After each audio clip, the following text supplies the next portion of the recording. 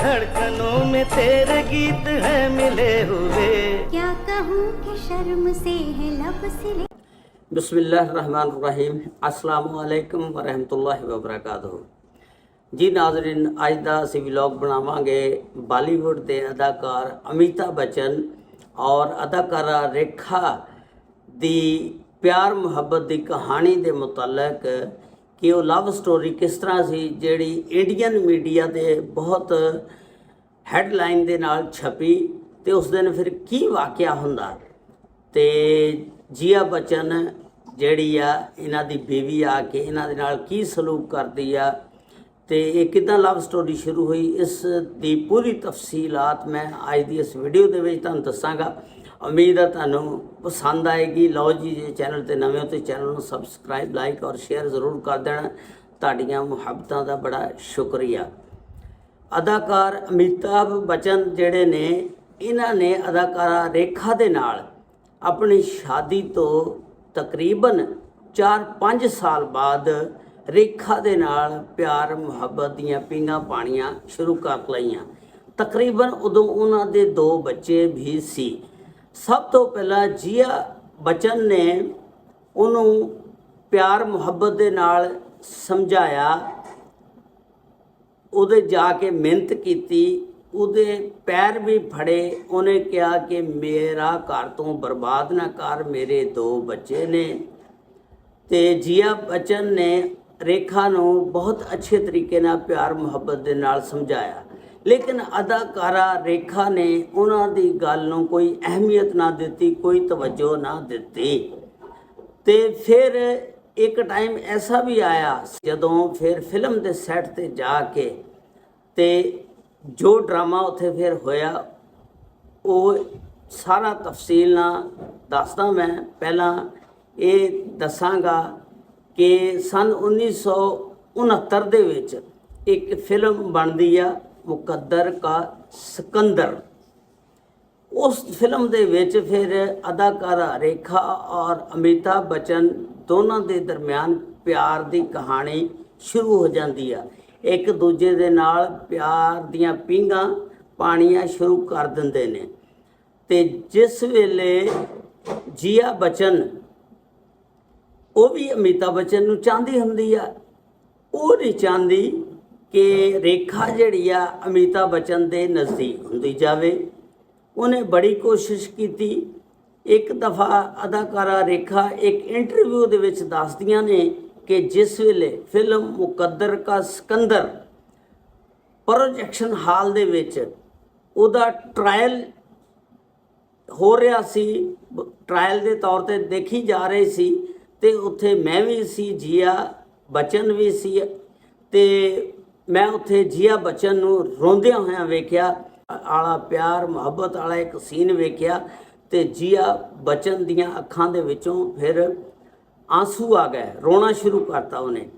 ते लेकिन अदाकारा रेखा कहंदियां ने जिस वेले इन्हां दी शादी अदाकार अमिताभ बच्चन दे नाल हो जांदी आ ते मैं इन्हां दी शादी नूं कबूल भी कीता। ते लेकिन जिया बच्चन और अदाकारा रेखा के दरम्यान तलकात भी है सी, लेकिन वो बनावटी तलकात सी, अंदरों दोनों एक दूजे के खिलाफ सी। ते 1973 दे विच फिर इन्हां दी शादी हो जाती है, जिया बच्चन दी ते अमिताभ बच्चन दी। ते जिस वेले शादी हो जाती है तो फिर 1980 दे विच एक फिल्म बनती आ राम बलराम। इस फिल्म के जिहड़े प्रोड्यूसर हुंदे ने टीटू टोनी हुंदे ने। ते जिस वेले जिया बच्चन नूं पता लगदा इस फिल्म की कास्ट दे विच अदाकार अमिताभ बच्चन यानी मेरे शौहर और अदाकार उहदे मद्दे मुकाबल रेखा नूं अदाकारा नूं लैना, ते उन्हें फिर अपने तलकात इस्तेमाल किए, रिसोर्स इस्तेमाल किए। जिया बच्चन ने प्रोड्यूसर टोनी नूं कहा कि अदाकारा रेखा की बजाय तुसी जीनत अमान नूं इहदे विच कास्ट कर लो। उन्हें अपने फुल घोड़े दड़ाए, जिवें घोड़े दड़ाउंदा बंदा, ਤੇ ਆਪਣੇ ਰਿਸੋਰਸਸ ਇਸਤੇਮਾਲ ਕੀਤੇ ਜਿੰਨੇ ਵੀ ਜ਼ਰਾਏ ਸੀ ਉਹਦੇ। ਜਿਸ ਵੇਲੇ ਅਦਾਕਾਰਾ ਰੇਖਾ ਨੂੰ ਪਤਾ ਲੱਗਦਾ, ਉਹ ਫਿਰ ਕਹਿੰਦੀ ਆ ਹੁਣ ਟੋਨੀ ਦੇ ਨਾਲ ਗੱਲਬਾਤ ਕਰਨਾ ਫਜ਼ੂਲ ਆ, ਐਵੇਂ ਫਾਇਦਾ ਕੋਈ ਨਹੀਂ ਉਹਦੇ ਨਾਲ ਗੱਲਬਾਤ ਕਰਨੇ ਦਾ। ਮੈਂ ਹਦਾਇਤਕਾਰ ਜਿਹੜੇ ਵਿਜੇ ਆਂਤਾ ਉਹਦੇ ਨਾਲ ਗੱਲ ਕਰਦੀ ਹਾਂ।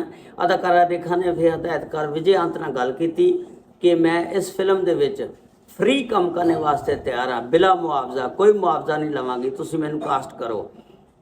ਜਿਸ ਵੇਲੇ ਇਹ ਗੱਲ ਪ੍ਰੋਡਿਊਸਰ ਤੱਕ ਜਾਂਦੀ ਆ, ਪ੍ਰੋਡਿਊਸਰ ਵਾਸਤੇ ਇਹ ਗੱਲ ਬੜੀ ਅੱਛੀ ਆ ਕਿ ਇੱਕ ਬੰਦਾ ਫਿਲਮ ਦੇ ਵਿੱਚ ਪੈਸਾ ਹੀ ਨਹੀਂ ਲੈਂਦਾ, ਫ੍ਰੀ ਕੰਮ ਕਰਨ ਵਾਸਤੇ ਤਿਆਰ ਆ। ਤੇ ਫਿਰ ਉਹ ਵੀ ਐਗਰੀ ਹੋ ਗਏ। ਉਹਨਾਂ ਨੇ ਫਿਰ ਅਦਾਕਾਰਾ ਰੇਖਾ ਨੂੰ ਫਿਲਮ ਰਾਮ ਬਲਰਾਮ ਦੇ ਵਿੱਚ ਅਦਾਕਾਰ ਅਮਿਤਾਭ ਬੱਚਨ ਦੇ ਨਾਲ ਕਾਸਟ ਕੀਤਾ। ਜਿਸ ਵੇਲੇ ਇਸ ਗੱਲ ਦਾ ਪਤਾ ਜੀਆ ਬੱਚਨ ਨੂੰ ਲੱਗਦਾ, ਜੀਆ ਬੱਚਨ ਜਿਹੜੀ ਆ ਉਹਨੇ ਅਦਾਕਾਰ ਅਮਿਤਾਭ ਬੱਚਨ ਨੂੰ ਇਸ ਫਿਲਮ ਦੇ ਵਿੱਚ ਕੰਮ ਕਰਨੇ ਤੋਂ ਰੋਕ ਦਿੱਤਾ। ਲੇਕਿਨ ਜਿਸ ਵੇਲੇ ਰੋਕਿਆ, ਉਹ ਰੋਕਣ ਦੇ ਬਾਵਜੂਦ ਉਹਨਾਂ ਨੇ ਇਸ ਫਿਲਮ ਦੇ ਵਿੱਚ ਫਿਰ ਕੰਮ ਕੀਤਾ ਅਦਾਕਾਰਾ ਰੇਖਾ ਦੇ ਨਾਲ। ਜਿਸ ਵੇਲੇ ਜੀਆ ਬੱਚਨ ਨੂੰ ਪਤਾ ਲੱਗਦਾ ਕਿ ਅੱਜ ਉਹਦੀ ਸ਼ੂਟਿੰਗ ਹੋ ਰਹੀ ਆ, ਜੀਆ ਬੱਚਨ ਫਿਰ ਫਿਲਮ ਦੇ ਸੈੱਟ ਤੇ ਜਾਂਦੀ ਆ। ਜਿਸ ਵੇਲੇ ਜਾ ਕੇ ਦੇਖਦੀ ਆ ਕਿ ਮੇਰੇ ਸ਼ੌਹਰ ਜਿਹੜੇ ਨੇ ਅਮਿਤਾਭ ਬੱਚਨ ਅਦਾਕਾਰਾ ਰੇਖਾ ਦੇ ਨਾਲ ਗੱਪਸ਼ਪ ਲਾ ਰਹੇ ਨੇ, ਉਹਨੂੰ ਬੜਾ ਗੁੱਸਾ ਚੜਿਆ, ਉਹਨੂੰ ਤਪ ਚੜ ਗਈ ਇੱਕ ਵਾਰ ਵੇਖ ਕੇ। ਤੇ ਉਹ ਜਾਂਦੀ ਆ, ਜਿਸ ਵੇਲੇ ਉੱਥੇ ਫਿਲਮ ਦੇ ਸੈੱਟ ਤੇ ਵੇਖਦੀ ਆ ਤੇ ਅਮਿਤਾਭ ਬੱਚਨ ਵੱਲ ਇੱਕ ਵਾਰੀ ਵੇਖਦੀ ਆ ਅੱਖਾਂ ਚੁੱਕ ਕੇ, ਤੇ ਅਮਿਤਾਭ ਬੱਚਨ ਨੀਵੀਂ ਪਾ ਖੜੀ ਹੋ ਜਾਂਦੇ ਨੇ। ਉਸ ਤੋਂ ਬਾਅਦ ਫਿਰ ਉਹ ਅਦਾਕਾਰਾ ਰੇਖਾ ਨੂੰ ਜੀਆ ਬੱਚਨ ਉਹਦੇ ਮੂੰਹ ਤੇ ਖਿੱਚ ਕੇ ਚੰਡ ਮਾਰਦੀ ਆ, ਡੈਣ ਤੂੰ ਮੇਰਾ ਘਰ ਉਜਾੜ ਰਹੀ ਆ, ਤੈਨੂੰ ਸ਼ਰਮ ਨਹੀਂ ਆਉਂਦੀ, ਤੈਨੂੰ ਹਯਾ ਨਹੀਂ ਆਉਂਦਾ, ਜੋ ਵੀ ਉਹਨੇ ਬੋਲਣਾ ਸੀ ਉੱਥੇ ਕਿਹਾ। ਤੇ ਫਿਰ ਉਸ ਵੇਲੇ ਰਾਮ ਬਲਰਾਮ ਦੇ ਫਿਲਮ ਦੇ ਸੈੱਟ ਤੇ ਜਿੰਨਾ ਵੀ ਅਮਲਾ ਸੀ ਸਾਰਾ ਹੈਰਾਨ ਔਰ ਪਰੇਸ਼ਾਨ ਹੋ ਗਿਆ ਵੀ ਇਹ ਕੀ ਮਾਜਰਾ ਬਣਿਆ। ਫਿਰ ਅਦਾਕਾਰ ਅਮਿਤਾਭ ਬੱਚਨ ਨੇ ਉਹ ਸ਼ੇਰਨੀ ਦੀ ਤਰ੍ਹਾਂ ਜਿਹੜੀ ਬੋਲਦੀ ਸੀ ਆਪਣੀ ਬੇਗਮ ਜੀਆ ਬੱਚਨ ਨੂੰ ਬਾਂਹ ਤੋਂ ਫੜ ਕੇ ਤੇ ਨਿਕਲ ਗਏ ਔਰ ਘਰ ਚਲੇ ਗਏ ਫਿਲਮ ਦੇ ਸੈੱਟ ਤੋਂ, ਫਿਲਮ ਦੀ ਸ਼ੂਟਿੰਗ ਛੋੜ ਕੇ। ਜਿਸ ਵੇਲੇ ਘਰ ਚਲੇ ਗਏ, ਫਿਰ ਇੰਡੀਅਨ ਮੀਡੀਆ ਨੂੰ ਜਿਸ ਵੇਲੇ ਇਸ ਗੱਲ ਦਾ ਪਤਾ ਲੱਗਾ, ਉਹਨਾਂ ਨੇ ਫਿਰ ਮੋਟੀ ਸੁਰਖੀ ਬਣਾ ਕੇ ਹੈਡਲਾਈਨ ਦੇ ਵਿੱਚ ਇਹਨਾਂ ਦੀ ਲਵ ਸਟੋਰੀ ਦੇ ਚਰਚੇ ਚਾੜੇ। ਤੇ ਫਿਰ ਜੋ ਵੀ ਉੱਥੇ ਉਹ ਥੱਪੜ ਮਾਰਿਆ ਉਹਦੀ ਹੈਡਲਾਈਨ ਲਾ ਕੇ ਤੇ ਖੂਬ ਮਸ਼ਹੂਰੀ ਕੀਤੀ। ਤੇ ਇਸ ਤਰ੍ਹਾਂ ਉਸ ਦਿਨ ਦੀ ਇਹ ਸਭ ਤੋਂ ਵੱਡੀ ਖਬਰ ਸੀ ਇੰਡੀਅਨ ਮੀਡੀਆ ਦੀ। ਫਿਰ 1981 ਦੇ ਵਿੱਚ ਫਿਰ ਪ੍ਰੋਡਿਊਸਰ ਯਸ਼ ਚੋਪੜਾ ਸਾਹਿਬ ਇੱਕ ਫਿਲਮ ਬਣਾਉਂਦੇ ਨੇ ਸਿਲਸਿਲਾ। ਉਹਨਾਂ ਨੇ ਕਿਹਾ ਕਿਉਂ ਨਾ ਇਹਨਾਂ ਦੀ ਪਿਆਰ ਮੁਹੱਬਤ ਦੀ ਕਹਾਣੀ ਦੇ ਉੱਤੇ ਇੱਕ ਫਿਲਮ ਬਣਾਈ ਜਾਵੇ। ਉਹਨਾਂ ਨੇ ਫਿਰ ਅਮਿਤਾਭ ਬੱਚਨ ਦੇ ਨਾਲ ਗੱਲ ਕੀਤੀ ਕਿ ਮੈਂ ਤੁਹਾਡੀ ਇਹ ਜਿਹੜੀ ਲਵ ਸਟੋਰੀ ਹੈ ਇਹਦੇ ਉੱਤੇ ਇੱਕ ਫਿਲਮ ਬਣਾਉਣਾ ਚਾਹੁੰਦੇ ਨੇ। ਅਮਿਤਾਭ ਬੱਚਨ ਇੱਕ ਦਫਾ ਤਾਂ ਹੈਰਾਨ ਹੋ ਗਏ ਤੇ ਫਿਰ ਆਖਰਕਾਰ ਯਸ਼ ਚੋਪੜਾ ਨੇ ਉਹਨਾਂ ਨੂੰ ਐਗਰੀ ਕਰ ਲਿਆ। ਤੇ ਨਾਲ ਫਿਰ ਉਹਨਾਂ ਨੇ ਅਦਾਕਾਰਾ ਰੇਖਾ ਨੂੰ ਔਰ ਉਹਨਾਂ ਦੀ ਬੇਗਮ ਨੂੰ ਜੀਆ ਬੱਚਨ ਨੂੰ ਵੀ ਰਾਜ਼ੀ ਕਰ ਲਿਆ ਆਪਣੇ ਆਪਣੇ ਕਿਰਦਾਰ ਕਰਨੇ ਵਾਸਤੇ। ਤੇ ਇਸ ਤਰ੍ਹਾਂ ਫਿਰ ਇਹ ਫਿਲਮ ਇੱਕ ਸਿਲਸਿਲਾ ਬਣੀ ਜਿਹਦੇ ਵਿੱਚ ਅਮਿਤਾਭ ਬੱਚਨ, ਅਦਾਕਾਰਾ ਰੇਖਾ ਤੇ ਉਸ ਤੋਂ ਬਾਅਦ ਅਮਿਤਾਭ ਬੱਚਨ ਦੀ ਬੀਬੀ ਤੇ ਉਸ ਤੋਂ ਬਾਅਦ ਸ਼ਸ਼ੀ ਕਪੂਰ ਇਸ ਫਿਲਮ ਦੇ ਵਿੱਚ ਸ਼ਾਮਲ ਕੀਤੇ ਗਏ। ਔਰ ਇਸ ਫਿਲਮ ਨੂੰ ਫਿਰ ਲੋਕਾਂ ਨੇ ਬੜਾ ਪਸੰਦ ਕੀਤਾ। ਔਰ ਜਿਸ ਵੇਲੇ ਇਹ ਫਿਲਮ ਰਿਲੀਜ਼ ਹੋਈ, ਫਿਲਮ ਸਿਨੇਮਾ ਦੇ ਵਿੱਚ ਚੱਲੀ ਤੇ ਲੋਕਾਂ ਨੇ ਫਿਰ ਜਦੋਂ ਇਹਨਾਂ ਦੀ ਸ਼ਾਦੀ ਹੋ ਜਾਂਦੀ ਉਹਦੇ ਵਿੱਚ ਫੇਰੇ ਦਿੰਦੇ ਨੇ, ਲੋਕਾਂ ਨੇ ਫਿਰ ਕਿਹਾ ਕਾਸ਼ ਕਿ ਅਦਾਕਾਰ ਅਮਿਤਾਭ ਬੱਚਨ ਵੀ ਅਦਾਕਾਰਾ ਰੇਖਾ ਦੇ ਨਾਲ ਅਗਰ ਫੇਰੇ ਲੈ ਲੈਂਦੇ ਤੇ ਇਹਦੇ ਵਿੱਚ ਕੋਈ ਹਰਜ ਨਹੀਂ ਸੀ।